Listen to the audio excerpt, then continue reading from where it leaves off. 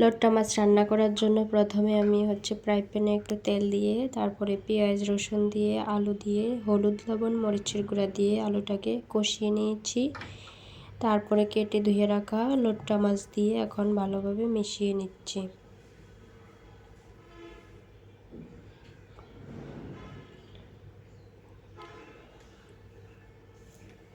মিশানো হয়ে গেছে, এবার ঢেকে দেব।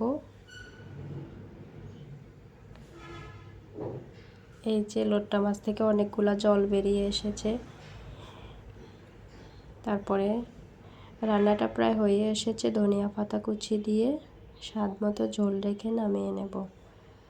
ঝোলটা একটু বেশি রেখেছি কারণ লট্টা মাছটা একটু ভালো আছে, তাজা মাছ, এই জন্য। তো রেসিপিটা কেমন লাগলো অবশ্যই কমেন্টে বলে যাবেন।